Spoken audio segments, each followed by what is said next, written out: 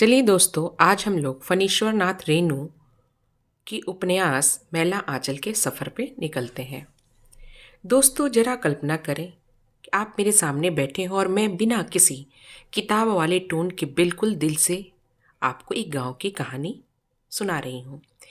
ये कहानी किसी बड़े शहर की नहीं, ना किसी अमीर घराने की है, बल्कि उस मिट्टी की है जहाँ लोगों की सांसों में दर्द बसता है।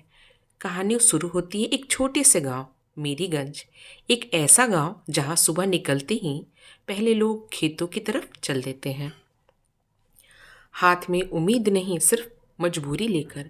मेरीगंज में घर मिट्टी के बने होते हैं, रास्ते कच्चे हैं और लोगों की आंखों में अजीब सी थकान है।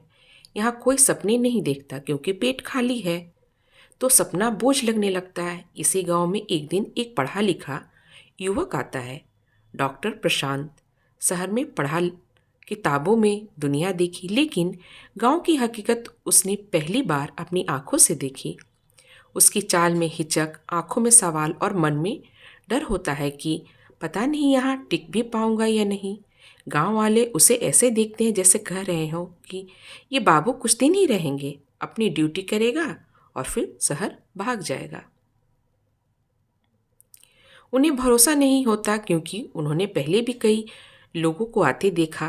प्रशांत भी अंदर ही अंदर खुद से लड़ रहा होता है। उसे लगने लगता है कि किताबों में पड़ी हुई बीमारियां और यहाँ की बीमारियां बिल्कुल अलग हैं। यहाँ बीमारियां सिर्फ शरीर की नहीं है, यहाँ बीमारी है भूख की, डर की, अंधविश्वास की और बेबस जिंदगी की। एक दिन एक औरत अपने गोद में बच्चे को उठाए उसके पास आती है।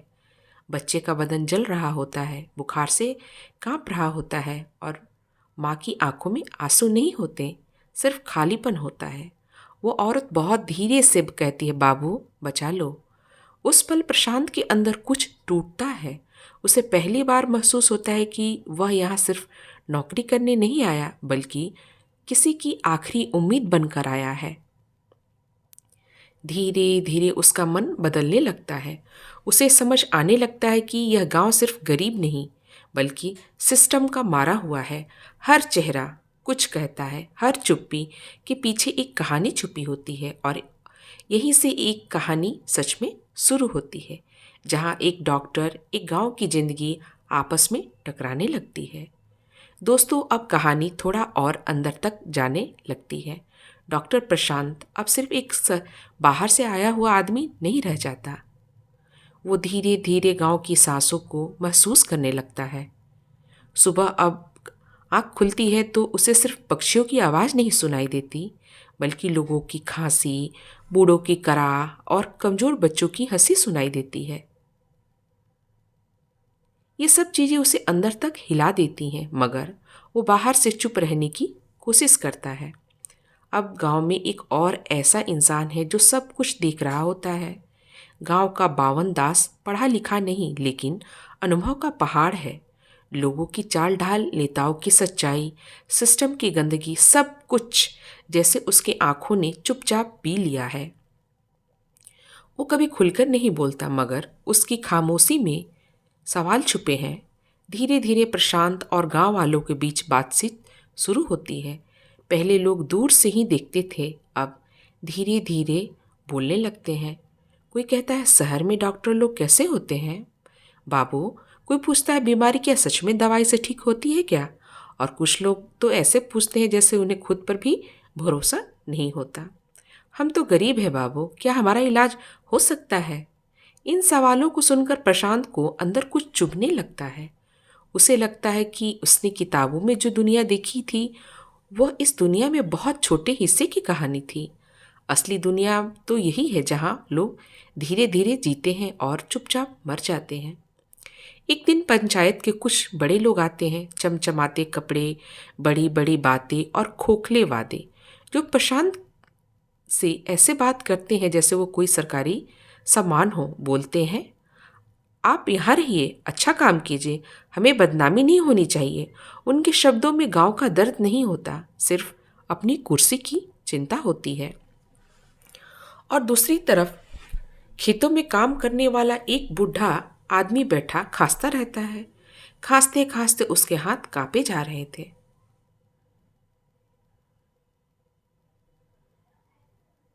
छाती दर्द से भर जाती है, लेकिन वो फिर भी हल पकड़ लेता है, क्योंकि उसके लिए आराम कोई विकल्प नहीं, उसकी मजबूरी है।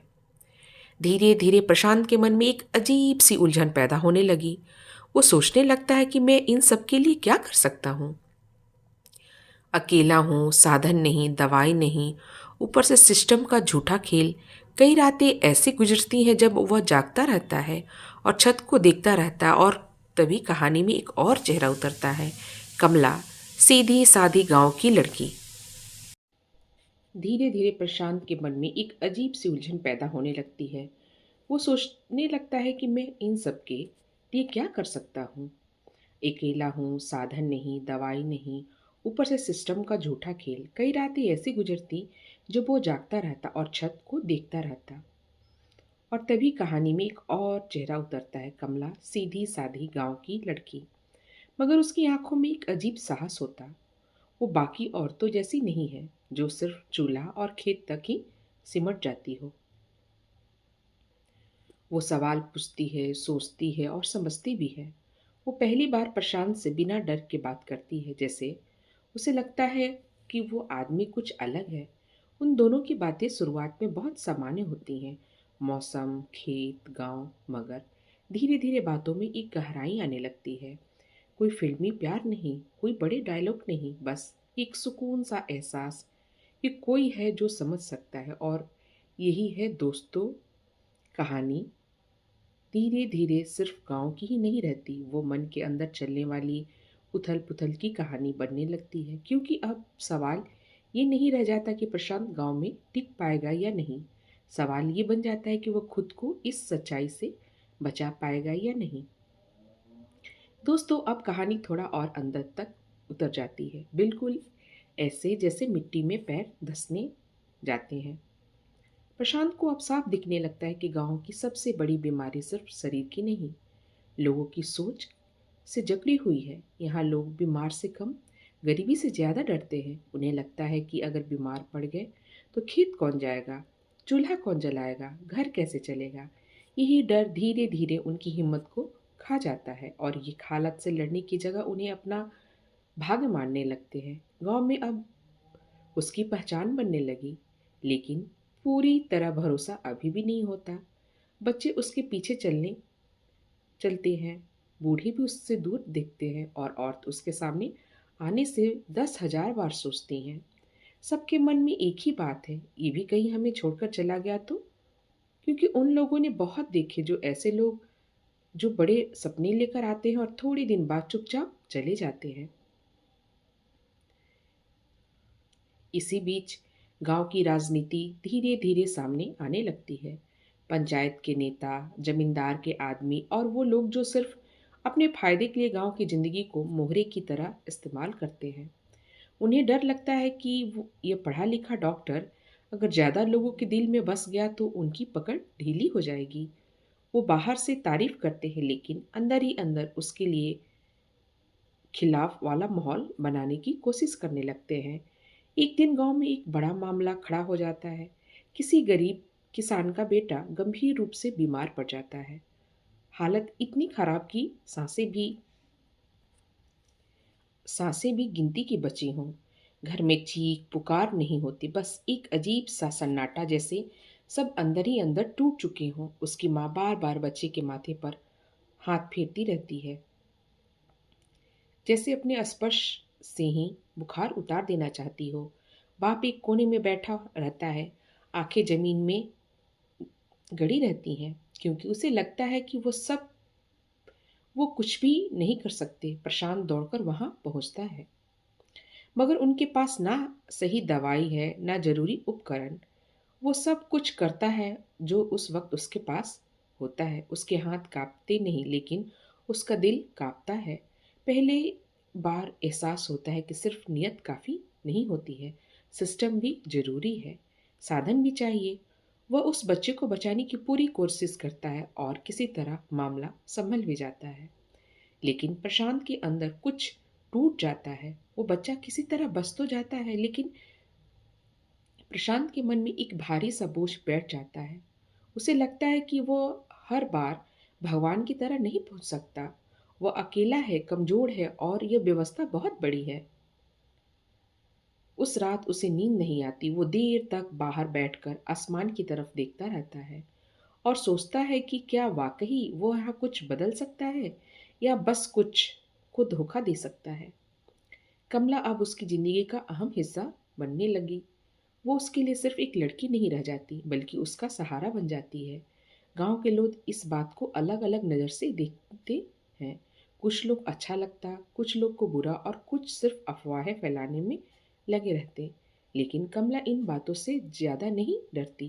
वो जानती है कि लोग बोलते हैं और बोलते रहेंगे, लेकिन सच वो है कि वो अपनी आंखों से देख रही है। कमला भी आसमान की तरफ देखते हुए ये सोचती है कि जो लोगों को बोलना है वो बोलने दे, उससे उसके ज़िंदगी पर कोई फ़र्क नहीं पड़ने वाला।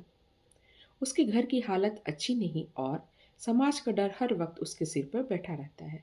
फिर भी वो प्रशांत से बात करती है, उसे समझती है, उसे अकेला महसूस नहीं करने होने देती। उनकी बातें बहुत सरल होती हैं, खेत, बारिश, बीमारी, जिंदगी। मगर उन बातों में एक सच्चाई होती है जो बड़े बड़े भाषणों में नहीं होती। एक रात प्रशांत बहुत देर तक बाहर बैठा रहता है। आसमान में तारे दिख रहे होते हैं, चारों तरफ सन्नाटा होता है, बस दूर कहीं कुत्तों के भौंकने की आवाज़ आती है। वो सोचता है कि शायद वो गलत जगह आ गया है या शायद सही जगह, लेकिन गलत वक्त में उसका मन करता है भाग जाए, वापस शहर चला जाए, आराम की ज़िंदगी जिए, साफ कमरे हों, सही दवाइयाँ हों, हर चीज़ समय से मिले। लेकिन फिर भी वह बच्चा, वह माँ, वो बूढ़े लोग और कमला का चेहरा याद आता है और वो वहीं बैठ जाता है, बिना किसी फैसले के, बिना किसी जवाब के। यहीं से दोस्तों कहानी का मोड़ थोड़ा गंभीर हो जाता है। अब सवाल ये नहीं रहता कि गांव उसे अपनाएगा या नहीं। असली सवाल ये बन जाता है कि वो खुद इस गांव से भाग पाएगा या नहीं, या फिर धीरे धीरे यही गांव उसकी जिंदगी की सच्चाई बन जाएगी। डिस्पेंसरी के बाहर टूटी हुई बोतलें, मिट्टी में मिली दवाइयाँ प्रशांत के मन में बहुत देर तक घूमती रहती हैं। वो उन्हें चुपचाप उठाता है, साफ करता है, जितना बच सकता है बचाने की कोशिश करता है। कभी वो बोतलों के कांच को हाथ से चुनता है, कभी मिट्टी में सनी पट्टियाँ उठाता है। मिट्टी उसके हाथों से चिपक जाती है, जैसे गांव की हालत उसके अंदर उतर रही है। लेकिन असली नुकसान कांच या दवाइयों का नहीं, नुकसान उस भरोसे का होता है जो अब हिलने लगा था। गांव वाले ऊपर से कुछ नहीं कहते, पर उनकी नज़रों में सवाल तैरते रहते। कहीं ये सब कुछ यूं ही तो नहीं हुआ, कहीं इसकी वजह से तो नहीं। अगले कुछ दिनों तक माहौल अजीब सा रहता है। हवा भी जैसे भारी हो जाती है। लोग पहले ही तरह खुलकर नहीं आते। कुछ लोग इलाज के लिए तो आते हैं, पर बातचीत कम कर देते हैं, जल्दी जल्दी दवाई लेकर चले जाते हैं। बच्चों की हंसी भी अब थोड़ी धीमी लगने लगी, जैसे उनके खेल में भी डर घुल गया हो। प्रशांत सब कुछ महसूस करता था, लेकिन दिखाता कुछ नहीं था। वो जैसे अपने आप से तय कर लेता कि अब पीछे हटने की जगह नहीं। अब या तो उसे टिकना है या फिर टूट जाना है। इधर पंचायत के लोग की चालें धीरे धीरे साफ होने लगती हैं। वो चौपाल पर बैठकर पान चबाते हुए बहुत चालाकी से बातें फैलाने लगते हैं। शहर वाला डॉक्टर बाहर से आया है, इस गांव की परंपरा क्या पता, ये हमें हमारे रीति रिवाजों से दूर कर देगा। बातों में झर बहुत धीरे धीरे खोला जा रहा था, ताकि लोगों को शक भी ना हो और असर भी होता जाए। कुछ लोग उनकी बातों में आ जाते हैं, कुछ अभी भी चुप रहते हैं और कुछ बस डर के कारण कुछ नहीं बोलते। कमला अब अंदर ही अंदर टूटने लगती है। उसे डर लगता है कि कहीं ये सब प्रशांत को तोड़ ना दे। एक शाम को उसके पास जाती है। उसके पास बहुत सारे सवाल होते हैं, बहुत सारी बातें होती हैं, लेकिन वो ज़्यादा कुछ नहीं कह पाती। बस इतना बोलती है, तुम थक तो नहीं गए हो? इससे एक सवाल में इतनी चिंता होती है, इतनी गहराई होती है कि प्रशांत पल भर को कुछ बोल ही नहीं पाता। वो उसे कहता है कि मैं थका नहीं हूँ, बस समझने की कोशिश कर रहा हूँ, यहाँ कैसे टिकूँ। कमला हल्का सा मुस्कुरा देती है, लेकिन उसकी आंखें नम हो जाती हैं। खामोशी उनके बीच दीवार नहीं बनती, बल्कि एक रिश्ता बन जाती है। गांव में इसी दौरान एक पुरानी बीमारी फिर से लौटने लगती है। बुखार, खांसी, शरीर टूटना। लोग इसे मौसमी बुखार कहकर टाल देते हैं। पर प्रशांत समझ जाता है कि इसका मामला उतना साधारण नहीं। वो घर घर जाकर लोगों को समझाने लगता है। कभी गली गली घूमता है, कभी अंधेरे घरों में दिया जलाकर बात करता है, साफ पानी, सफाई, उबला हुआ पानी पीने की बात करता है। कुछ लोग मान जाते हैं, कुछ हंस देते हैं। दोस्तों, हमारे बाप दादा ऐसे जी लिए, हमें कुछ नहीं होगा। लेकिन बीमारी धीरे धीरे फैलती जाती है। एक के बाद एक घर में लोग पड़ने लगते हैं, खरा खाटे भरने लगती हैं, घरों में सन्नाटा फैलने लगता है। अब गांव को पहली बार समझ आता है कि खतरा असली है। वहीं लोग जो हंस रहे थे अब चुपचाप दवा लेने आने लगते हैं। उनकी आंखों में डर साफ दिखने लगता है। प्रशांत के सामने अब चेहरे नहीं, जिम्मेदारियां खड़ी होती हैं। दिन रात का फर्क खत्म हो जाता है। कभी आधी रात तो कोई दरवाजा पीटता, कभी सुबह होने से पहले कोई आवाज देता। शरीर थकता है, आंखें जलती है, पर मन रुकता नहीं। प्रशांत थकता है, लड़खड़ाता है, पर रुकता नहीं। उसकी आंखों के नीचे काले घेरे उभरने लगते हैं, लेकिन उसके हाथ नहीं कांपते। उसका दिल धड़कता है, अभी नहीं रुकना। इसी भाग दौड़ में उसकी और कमला की मुलाकातें कम हो जाती हैं। दोनों के पास बात करने का समय कम, महसूस करने का समय ज़्यादा होता है। जब कभी नज़रें मिलती तो बिना शब्दों के भी एक दूसरे को समझ लेते। एक नज़र में सवाल, एक नज़र में भरोसा, एक नज़र में इंतजार। इसी बीच गांव में कुछ ऐसा होता है जो सबको हिला दिया। जिस किसान का बेटा पहले बीमार था, वही किसान अचानक मर जाता। लोग कहते हैं बुखार ने ले लिया, कुछ कहते कमजोरी थी इसीलिए नहीं बचा। कुछ चुप रहते हैं, लेकिन प्रशांत के मन में सवाल और गहरे हो जाते हैं। उसे पहली बार लगता है कि शायद बीमारी से ज्यादा हालात लोगों को मार रहे हैं। उस किसान के घर का माहौल भारी हो जाता है, दीवारों तक जैसे चुप हो जाती हैं। उसका बेटा जो अभी कुछ दिन पहले मौत से लड़कर लौटा था, अब अपने बाप की लाश के पास चुपचाप बैठा रहता है। कोई रोना नहीं, कोई चिल्लाना नहीं, सिर्फ खालीपन। एक ऐसा खालीपन जो आवाज से नहीं, सन्नाटे से महसूस होता है। प्रशांत दूर से सब देखता है।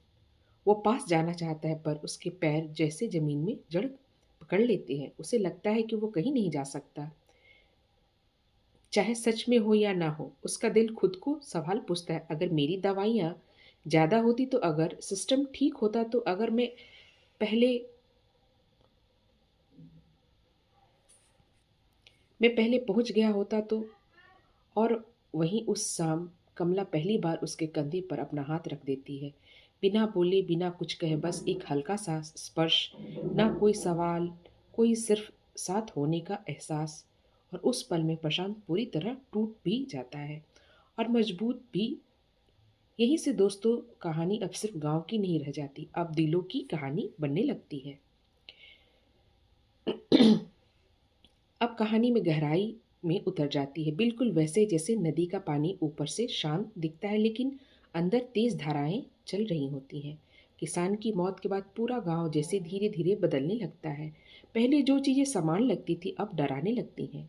हवा में एक बोझ सा तैरने लगता है। लोग रात को जल्दी दरवाजे बंद करने लगते हैं, बच्चे कम बाहर निकलते हैं, औरतें की फुसफुसाहटें अब ज़्यादा देर तक चलने लगती हैं। ऐसा नहीं है कि लोग कुछ बोल नहीं रहे, वो बहुत कुछ बोल रहे हैं, बस खुलकर नहीं आते, धीरे धीरे, छुप छुप कर।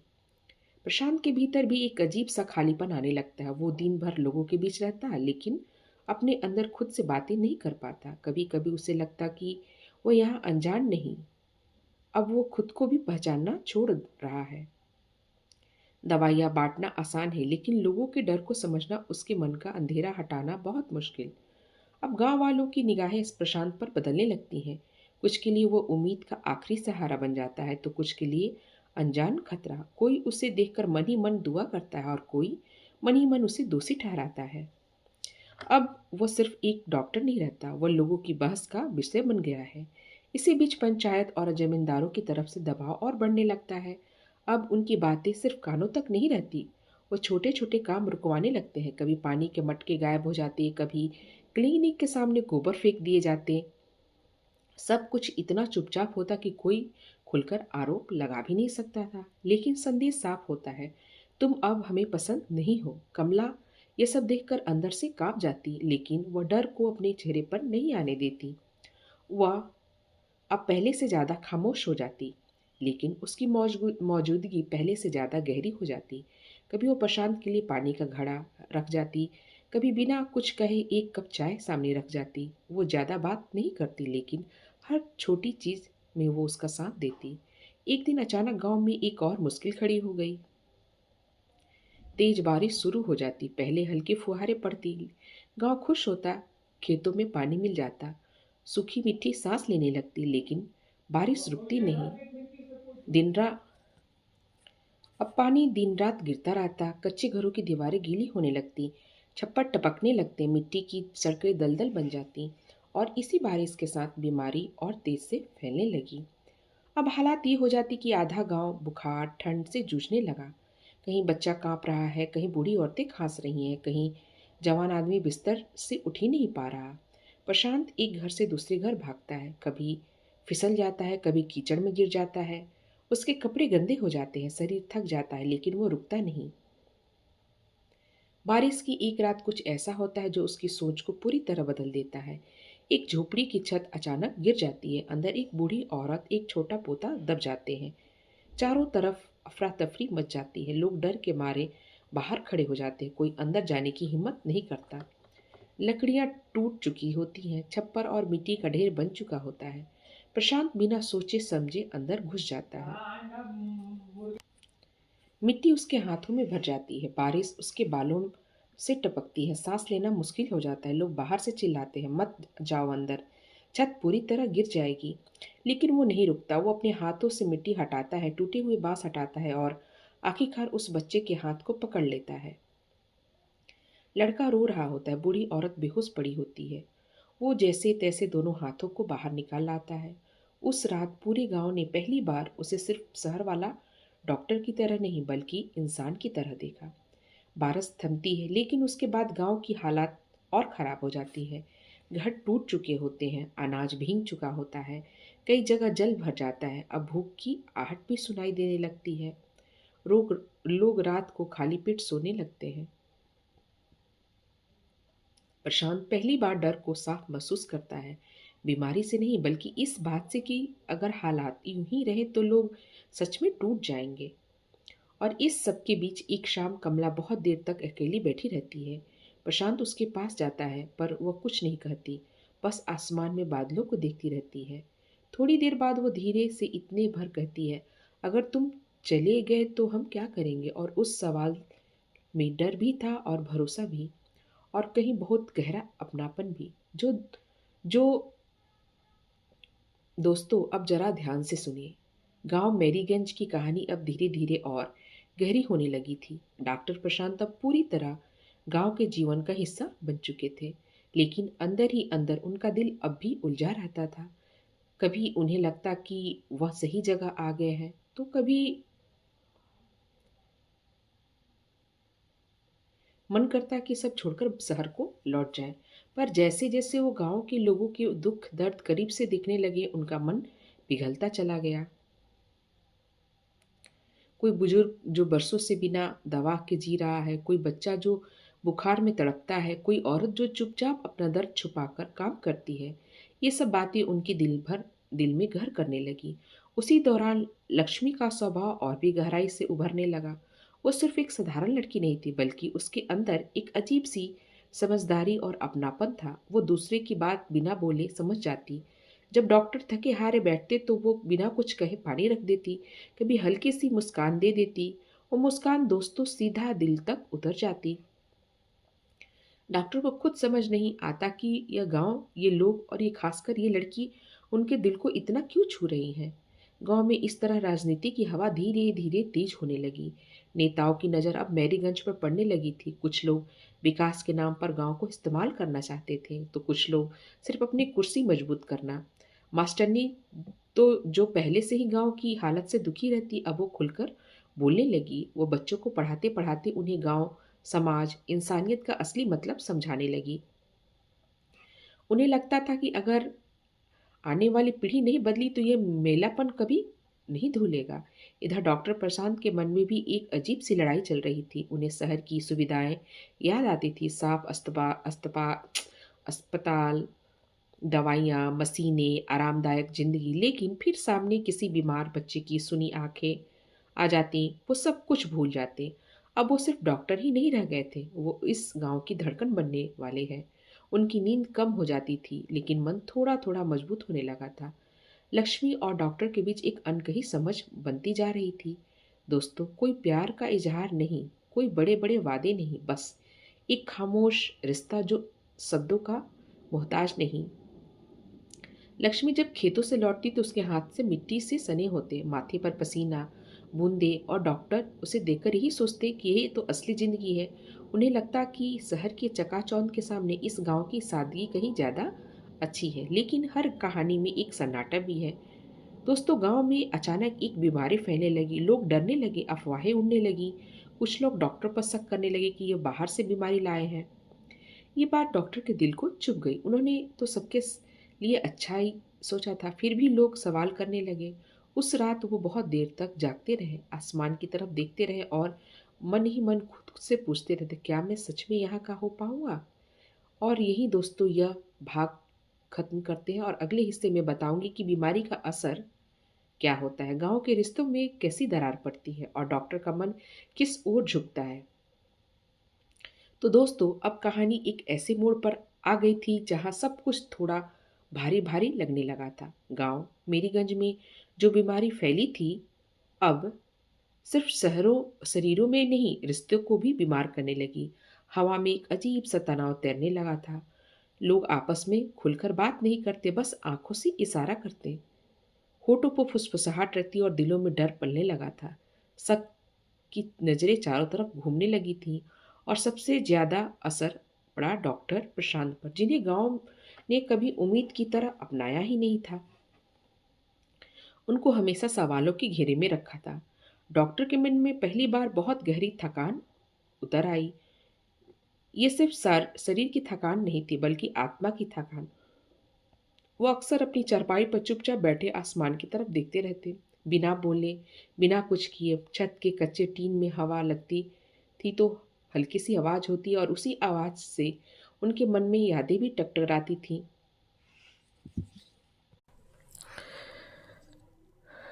अस्पताल, सफ़ेद दीवारें, समय पर मिलने वाली दवाइयाँ और एक तयशुदा जिंदगी। उन्हें लगता कि शायद यहाँ आकर गलती कर बैठे। शहर में सब साफ था, नियम था, सिस्टम था। यहाँ तो सब कुछ भावनाओं और डर के भरोसे चलता है। यही बातें उनके दिमाग में बार बार घूमती रहती। पर फिर भी किसी माँ की रोती हुई आवाज़, किसी बच्चे का कांपता हुआ शरीर, बूढ़ों की टूटी हुई बिखरी सांसें फिर वापस खड़ा कर देती। वो जितना भागना चाहते उतना ही गांव उनके अंदर खींच लेता। दिल और दिमाग की इस लड़ाई में उनका मन हर दिन थोड़ा थोड़ा टूटता जा रहा था। उधर लक्ष्मी का मन भी अजीब कसम में उलझ गया। दोस्तों, डॉक्टर का पर शक नहीं करती, पर सच में यही लेकिन सच बात यह है कि लेकिन गांव की औरतों की बातें उनके कानों में रोज झर घोल रही थी। कोई कहता बाहरी आदमी है, कोई फुसफुसाता इसी की वजह से सब कुछ हो रहा है। लेकिन बहुत भरोसा मत करना। लक्ष्मी बाहर से शांत रहती, लेकिन अंदर से धीरे धीरे टूट रही थी। उसे डॉक्टर से कुछ कहना था, उन्हें दिलासा देना था, उन्हें यह जताना था कि वो अकेले नहीं। पर शब्द ही नहीं मिलते। कई बार वो डॉक्टर के सामने खड़ी रहती, लेकिन बातचीत अधूरी रह जाती। धीरे धीरे गांव जैसे दो हिस्सों में बंटने लगा, एक जो डॉक्टर के साथ थे और दूसरे जो डर के साथ खड़े थे। ये बंटवारा चुपचाप हो रहा था, बिना ऐलान, बिना लड़ाई, बस नजरों और मौन में। मास्टरनी अब और ज़्यादा गुस्से में थी। उनका गुस्सा बीमारी पर नहीं, लोगों की सोच पर था। वो खुलकर बोलने लगी, डर से नहीं, समझ से गांव चलता है। वो बच्चों के सामने भी यही बात दोहराती। उन्हें लगता था कि असली बीमारी ये बुखार नहीं, बल्कि लोगों का डर है, जो उन्हें अंधा बना रहा है और धीरे धीरे इंसानियत को खत्म कर रहा है। एक रात गांव में बड़ा सन्नाटा छा गया। हवा भी जैसे धीरे धीरे चल रही थी। केवल दूर कहीं कुत्ते के भौंकने की आवाज़ थी और हवा में सूखे पत्तों की सरसराहट। और उसी सन्नाटे के बीच डॉक्टर एक बहुत बड़े फैसले के करीब पहुंच चुके हैं। उनका मन बार बार यही कहता है कि अगर रुक गया तो मेरी गंज टूट जाएगा। अगर मैं चला गया तो लोग फिर खुद पर विश्वास नहीं कर पाएंगे। ये सोच उनकी नींद छीन चुकी थी, भूख खत्म हो चुकी थी और जिस्म कमज़ोर पड़ने लगा। लेकिन दिल अब भी लड़ रहा था। उसी रात लक्ष्मी चुपचाप डॉक्टर के घर के बाहर आकर खड़ी हो गई। ना उसने दरवाज़ा खटखटाया, ना आवाज़ लगाई, बस खड़ी रही। ठंडी हवा उसके आंचल को हिलाती रही, लेकिन वो हिली नहीं। उसके मन में हजार बातें थी, डॉक्टर को रुकने की, समझाने की, उनका हाथ पकड़ने पर बोल न सकी। डर था समाज का, लोगों की बातों का और शायद अपने ही दिल का भी। और डॉक्टर अंदर बैठे थे। उन्हें महसूस हो रहा था कि कोई बाहर है, लेकिन अपना, कोई बहुत अपना, लेकिन ये भी दरवाज़ा खोल ना सके। उनके हाथ दरवाजे की कुंडी तक जाते जाते रुक गए, क्योंकि उन्हें डर था कि अगर बोल दिए तो टूट जाएंगे, अगर आंखों में आंखें डाल दिए तो शायद फैसले का साहस ही खत्म हो जाएगा। दोस्तों, ये मोड़ था। कहानी सिर्फ बीमारी की नहीं बल्कि दिलों की हो गई थी। ये सिर्फ एक डॉक्टर की कहानी नहीं थी, ये इंसान के अंदर चलने वाली उस लड़ाई की कहानी थी जहां उम्मीद और डर सामने खड़े हो गए हैं। अब आगे आने वाले हिस्से में गांव एक बड़ा सच सामने आने वाला था। एक पुराना राज खुलेगा और डॉक्टर को वो फैसला लेना पड़ेगा जो उसकी पूरी ज़िंदगी बदल देगा। दोस्तों, अब कह सकते हैं कि मेरीगंज गांव की हवा में सिर्फ धूल नहीं, कुछ पुराने राज भी उड़ने लगे थे। रातों में भारी हो चुकी थी, जैसे अंधेरे भी अब मन ही मन उतर गया हो। लोग कम बोलने लगे थे, पर सोच ज़्यादा लगने लगे। हर किसी के मन में कोई ना कोई चुभता हुआ सवाल था, लेकिन कोई सवाल पूछता ही नहीं था। डॉक्टर प्रशांत अब पहले जैसा नहीं रहा। उसकी चाल धीमी हो चुकी थी, आंखों के नीचे थकान की गहरी लकीरें साफ दिखने लगी थी। अब वह सिर्फ मरीज नहीं देखता, वह लोगों के मन भी पढ़ने लगा था। उसकी चुप्पी, उसकी झुकी हुई नज़रें, उनकी बनावटी मुस्कानें उसे साफ अब दिखने लगी थी। बीमारी सिर्फ वायरस या बुखार नहीं, बीमारी इस गांव की रगों में बैठा हुआ है, और वो है डर जो पीढ़ियों से बसता आया है। एक दिन अचानक एक बहुत बूढ़ा आदमी जो सालों से घर से बाहर नहीं निकला, वो खुद चलकर डॉक्टर के पास आया। उसकी चाल कांपती हुई थी, हाथों में लाठी, आंखों में अजीब सी चमक। वो बैठा हुआ देर चुप रहा और फिर धीमी आवाज में बोला, डॉक्टर बाबू, तुमको असली बीमारी जानती है? प्रशांत चुप रहा। उसने सिर हिलाया और फिर वो बूढ़ा आदमी बातों बातों में एक बहुत पुरानी कहानी खोलने लगा। उसने बताया, इस गांव में बहुत साल पहले भी एक डॉक्टर आया था, पढ़ा लिखा, साफ दिल वाला, बदलाव लाने वाला। लेकिन उसने भी पंचायत और जमींदारों के खिलाफ आवाज़ उठाई थी, और फिर एक दिन वो अचानक गायब हो गया। गांव में तब ये बात फैला दी गई कि वो पैसे लेकर भाग गया। लेकिन असली सच सबके सामने नहीं आया। डॉक्टर प्रशांत के शरीर में जैसे बिजली दौड़ गई। उसे समझ आने लगा कि ये गांव सिर्फ पीछे नहीं है, इसे जानबूझ के पीछे रखा गया है। उधर लक्ष्मी भी अंदर ही अंदर बहुत बदल चुकी थी। अब वो सिर्फ चुप रहने वाली लड़की नहीं रही। उसे अब समझ आने लगा था कि अगर सिर्फ डरती रही तो उसकी पूरी ज़िंदगी ऐसे ही निकल जाएगी। एक दिन उसने खुद पंचायत के सामने सवाल पूछ लिया, अगर डॉक्टर गलत है तो बीमार जब होते हैं तो उन्हीं के पास क्यों जाते हैं सब? उसका ये सवाल छोटा था, लेकिन असर बहुत बड़ा था। गांव में कानाफूसी और तेज हो गई। उसे भी अब लोग गलत नज़रों से देखने लगे। कोई कहता डॉक्टर के जादू में आ गई है, कोई कहता बिगड़ गई है, पर लक्ष्मी अब अंदर से मजबूत हो चुकी थी। एक शाम अचानक मेरीगंज में एक अजीब अफवाह फैलने लगी, डॉक्टर शहर वापस जा रहा है। ये बात आग की तरह फैल गई। पूरे गांव में बिना पुष्टि, बिना सच, बस डर के सहारे कुछ लोग चुपचाप खुश हो गए। कुछ खराब लगा, कुछ के दिल में खाली पर उतरने लगा। डॉक्टर को जब पता चला वो हैरान रह गया। उसने कभी किसी से सीधे नहीं कहा था कि वो जा रहा है, लेकिन शायद उसके चेहरे की थकान ही लोगों के दिल में जवाब बना चुकी थी। उस रात बहुत देर तक बैठा रहा। हवा ठंडी थी, लेकिन उसके अंदर आग जल चुकी थी। वो सोचता रहा, अगर मैं सच में चला गया तो क्या होगा? क्या वह इस गांव में फिर का वैसा रह पाएगा? क्या लोग फिर से डर के साथ जीने लगेंगे? और तभी किसी ने धीरे से उसके घर का दरवाज़ा खटखटाया। उसने दरवाज़ा खोला। सामने लक्ष्मी खड़ी थी। ना कोई रोना, ना कोई शिकायत, बस आंखों में सच्चाई। वो बोली, अगर आप भी चले गए तो हम किस पर भरोसा करेंगे। इतना कहकर वो चली गई। कोई जवाब नहीं मांगा, बस सवाल छोड़ गई। डॉक्टर बेर बहुत देर तक वहीं खड़ा रहा। दरवाज़ा खुला, दिल और ज़्यादा खुला हुआ। दोस्तों, अब कहानी उस मोड़ पर पहुंच चुकी थी जहां सिर्फ एक इंसान का फैसला पूरी तस्वीर बदल सकता था। गांव सच के बहुत करीब आ चुका था और झूठ बहुत घबरा चुका था। आगे चलकर बड़ा खुलासा होगा, टकराव होगा, मैरीगंज की नींव तक हिल जाएगी। दोस्तों, अब कहानी एक ऐसे मोड़ पर आ चुकी थी जहां हवा भी भारी लगने लगी। मैरीगंज का आसमान जैसे हर रोज़ थोड़ा थोड़ा झुकता जा रहा था, जैसे वो भी गांव के बोझ को अपने ऊपर ढो रहा हो। दिन सिर्फ रोशनी नहीं लाते, रात दिन अंधेरा भी मिटाते हैं, बल्कि हर वक्त लोगों के दिल में एक अजीब सा डर और बेचैनी तैरती रहती। हर इंसान कुछ सोचता, लेकिन कोई खुलकर बोलता नहीं था, क्योंकि सबको डर था कि अगर सच जुबान पर आ गया तो शायद सब कुछ बिखर जाएगा। गांव की गलियों अब सिर्फ रास्ते नहीं रहती, वो लोगों के डर की गवाह बन चुकी थी। डॉक्टर प्रशांत अब अंदर से पूरी तरह बदल चुके थे। वो सिर्फ दवाइयों से इलाज करने वाला डॉक्टर नहीं रह गया, अब वो लोगों की आंखों में छुपे दर्द को भी पढ़ने लगा। बीमारी सिर्फ शरीर की नहीं, बल्कि लोगों की आत्मा तक पहुंच चुकी थी। पंचायत की एक गुप्त बैठक हुई। ढिबरी की मध्यम रोशनी में वह लोग बैठे थे जिनके नाम गांव के इज्जत और डर दोनों के लिए जाते थे। मुखिया, जमींदारों के आदमी और वो पुराने लोग जो हर फैसले के असली मालिक थे। उनके लिए सबसे बड़ा खतरा बीमारी नहीं थी, बल्कि वो लोग थे जो अब सवाल करने लगे थे। कोई धीमी आवाज़ में बोला, डॉक्टर बहुत बोलने लगा है। और अब वो लड़की लक्ष्मी भी सवाल करने लगी है। उनके चेहरे पर डर साफ दिखने लगा था, क्योंकि जो लोग जागने लगे हैं वही असली खतरा बनते हैं।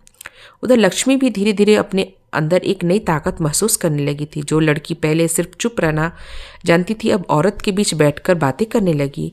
वह उन्हें समझाने लगी कि अगर डर में जीते रहोगे तो पूरी जिंदगी डर बन जाएगी। कुछ लड़कियां चुप रहती, कुछ मजाक उड़ा देती और कुछ आंखों में पहली बार चमक देखती। सवालों की हिम्मत की और बदलते भविष्य की हल्की सी उम्मीद की। दोस्तों, गांव में एक ऐसी घटना घट गई जिसने पूरे गांव की नींव हिला दी। गांव के पास एक टोले में एक छोटा बच्चा तेज बुखार से मर गया। जब खबर डॉक्टर प्रशांत तक पहुंची तो बिना कुछ सोचे दौड़ पड़ा। रास्ता लंबा था, सांसें तेज थीं, दिल धड़क रहा था, लेकिन जब वो पहुंचा तब तक बहुत देर हो चुकी थी। माँ के चीख किसी फिल्मी दृश्य जैसे नहीं थे, वो अंदर तक तोड़ देने वाले खामोश चीख थी, जिसमें आवाज़ कम, टूटन ज़्यादा थी। वो बस अपने बच्चों को देखती रही, आंचल से उसका माथा सहलाती रही, जैसे उसे फिर से जगा देगी। डॉक्टर वहीं जमीन पर बैठ गया। पहली बार उसे खुद से नफरत होने लगी। उसे लगा कि वो हार गया, सारी पढ़ाई, मेहनत सब बेकार है। धीरे धीरे वो लोगों की भीड़ जुटने लगी। किसी की आंख में आंसू थे, किसी के चेहरे पर गुस्सा, किसी की नज़र में मौका। और तभी किसी ने वह शब्द कह दिए कि जिसने माहौल बदल दिया, अगर ये डॉक्टर इतना ही बड़ा है तो बच्चा क्यों मर गया। ये बात तीर की तरह सीधे दिल में लगी और बाकी लोग के मन में भी वही सवाल धीरे धीरे घर करने लगा। जो लोग कल तक डॉक्टर के पास खड़े थे अब वो चुप हो गए। मैरीगंज में ये दिखाया जा रहा है कि सरकार से सुविधा मिलने के भी बावजूद वहाँ के जो बड़े लोग थे उन सुविधाओं को अपने पास ही सीमित रखते थे। गांव के लोगों को भूख, बीमारी और लाचारी में जीने देते थे। अगर कोई पढ़ा लिखा इंसान उनके बीच मदद करने आता तो वो उनकी आंखों का कांटा हो जाता। वो पढ़े लिखे लोग, वो गांव के जमींदार उनको कैसे भी वहाँ से हटाने की कोशिश करते ताकि वो गलती से गांव के लोगों को जागरूक ना कर दे और उनका जो मुनाफा हो रहा है वो उनसे छूट ना जाए। तो मैरीगंज भले ही एक कहानी गांव हो, लेकिन उसमें सबकी झलक साफ दिखती है। कहानी खत्म हो जाती है, लेकिन उसका असर दिल में रह जाता है। ये सवाल बनकर, एक सीख बनकर कि क्या हम भी कभी अपने आसपास की मैला होती हुई ज़िंदगी को साफ करने की कोशिश करेंगे या नहीं। अगर चाहो तो दोस्तों, आज भी ये कहानी यहीं ख़त्म होती है, लेकिन इसके एहसास शायद आपके दिल में थोड़ी देर और रहेंगे। अगर आपको हमारी ये कहानी पसंद आए तो वीडियो को लाइक करें। और इन्हीं शब्दों के साथ मैं अपनी आज कहानी को विराम देती हूँ। धन्यवाद।